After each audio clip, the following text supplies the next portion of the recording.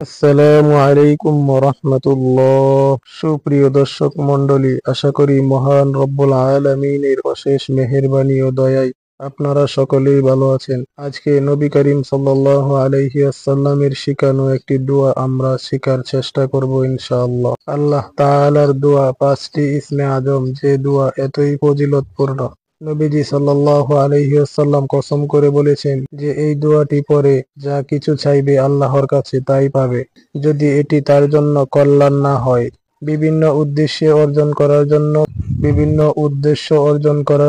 বিভিন্ন মাকসাদ হাসিল করার জন্য আমরা আল্লাহ রব্বুল আলামিনের দরবারে দোয়া করে থাকি। আল্লাহ রব্বুল আলামিন বলেছেন, তোমরা আমার নিকট দোয়া করো, আমি তোমাদের দোয়া কবুল করব। তোমরা আমার নিকট চাও, আমি তোমাদের চাওয়া পূরণ করব। আর রাসূলুল্লাহ সাল্লাল্লাহু আলাইহি ওয়াসাল্লাম আমাদের জীবনের প্রতিটি ক্ষেত্রে কিভাবে দোয়া করতে হবে তা শিখিয়ে গিয়েছেন এবং প্রতিটি বিষয়ের জন্য আলাদা আলাদা দোয়া বলে গিয়েছেন। রাসূলুল্লাহ সাল্লাল্লাহু আলাইহি ওয়াসাল্লাম কসম দিয়ে একটি দোয়ার কথা বলেছেন, যে দোয়া পাঠ করার পর আল্লাহর কাছে যা চাওয়া হবে আল্লাহ তাআলা তাই কবুল করবেন। এবং এই সম্পর্কে হযরত আনাস ইবনে মালিক রাদিয়াল্লাহু তাআলা আনহু বলেন, আমরা রাসূলুল্লাহ সাল্লাল্লাহু আলাইহি ওয়াসাল্লামের পাশে একদা বসা ছিলাম।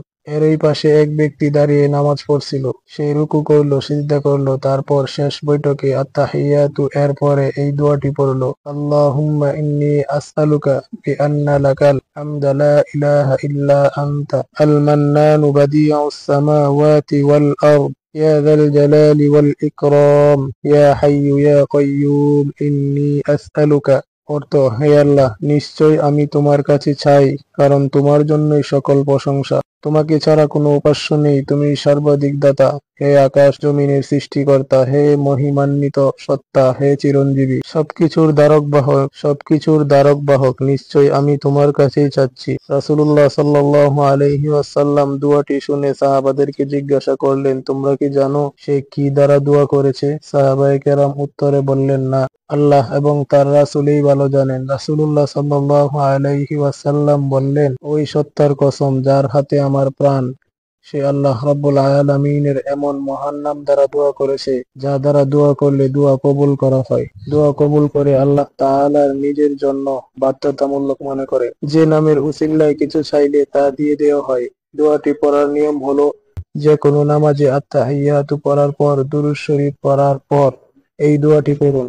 পড়ার পর আপনার মনের সকল ইচ্ছা আল্লাহর নিকট পেশ করুন, অথবা কোনো নামাজের পর নামাজ শেষ করে মুনাজাতে এই দোয়াটি পড়ুন এবং আল্লাহর কাছে আপনার মনের সকল চাওয়া বাসনা পেশ করুন। ইনশাআল্লাহ আল্লাহ আপনার দোয়া কবুল করবেন।